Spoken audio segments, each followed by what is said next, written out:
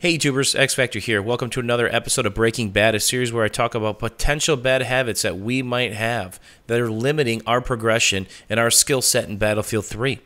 And the subject today is close quarters encounters. When you're heads up with the player, mano, you come around the corner, you get surprised, you peek a spot at the same time, and you both see each other. What do? Do you have to think about it? Do you have a plan? Well, the purpose of this is to hardwire some of this in your brain so you don't have to think about it. So before we get to that, let's go over some of the do's and don'ts. The first thing, and some of you guys might know this term, is dropshotting. This is something that exists in many other first-person shooters such as COD and the Black Ops. What's a drop shot? When you start shooting, go prone to give a different vantage point and continue shooting. It doesn't work in Battlefield 3, and here is why. Let's start shooting and go prone. See that delay? That's hardwired into the game mechanics. You can't break that. So I'm holding the trigger the whole time. That's the quickest my gun will allow me to shoot, and as you can see, the deviation is just redonkulous as well.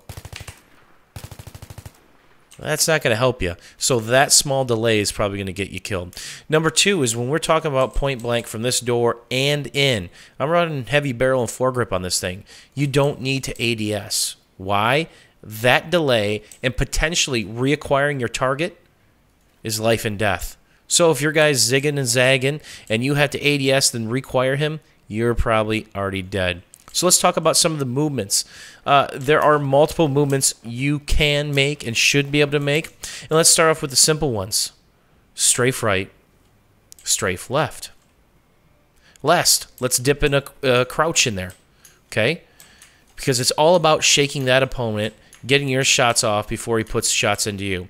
And next is the shuffle, where you start back and forth, right, and work that way. Or hard right, then stop. Or hard left and stop. Because what happens is a player's going to start to get a beat on you, and they're going to start to lead you. The second you stop, they might have to come back. Now, if they have really good aim, you're probably dead anyway, but that's something to mix in the portfolio. And last but not least, combine a couple of the movements. It is imperative that you try to work on some of these moves, have them hardwired in your brain, and don't use the same move every time. Good players pick up on that. Hey, this guy always strafes right. Hey, this guy doesn't move. Hey, this guy strafes right and just, does the little dip potato chip on the way. So work on these things. Get them hardwired in your brain. Whenever a round starts up or you're in an empty server, work on burst firing, combining some of these moves into a door that's not moving, right? You're moving. Try to keep your aim on that, okay? So a lot of these moves, it's over in a split second.